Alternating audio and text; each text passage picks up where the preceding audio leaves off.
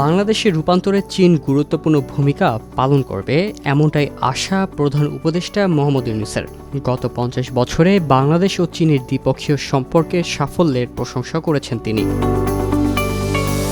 চীনের সরকারি গণমাধ্যম সিজিটিএনকে দেয়া এক সাক্ষাৎকারে এসব কথা বলেন প্রধান উপদেষ্টা।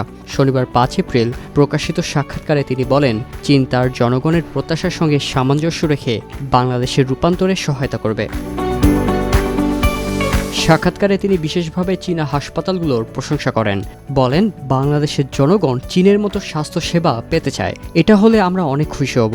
এছাড়া স্বাস্থ্য খাতে চীনার প্রযুক্তি থেকে বাংলাদেশে অনেক কিছু পাওয়া আছে বলে মন্তব্য করেন তিনি। বলেন, বাংলাদেশ এখন স্বল্পোন্নত দেশ থেকে উন্নয়নশীল দেশে উত্তরণের পথে রয়েছে, আর এই রূপান্তরে আমাদের সবার সহযোগিতা প্রয়োজন। বাংলাদেশের অর্ধেক জনগোষ্ঠীর বয়স ২৭ বছরের মধ্যে। এই যুব সমাজ অর্থনৈতিক উন্নয়নে দক্ষ জনশক্তিতে পরিণত হতে পারে, আর এই রূপান্তরে চীন সহায়তা করতে পারে বলে মনে করেন প্রধান উপদেষ্টা। এছাড়া বাংলাদেশে চীনা সাংস্কৃতিক চর্চা কেন্দ্র স্থাপনের আহ্বান জানান তিনি।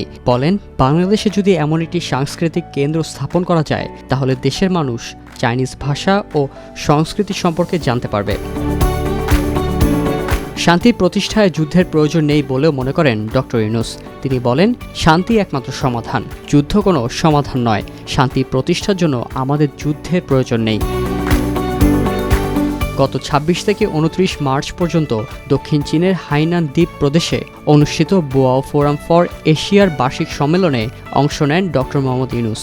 এরপর তিনি বেইজিং সফর করেন, যা ছিল প্রধান উপদেষ্টা হিসেবে দায়িত্ব নেওয়ার পর তার প্রথম রাষ্ট্রীয় সফর।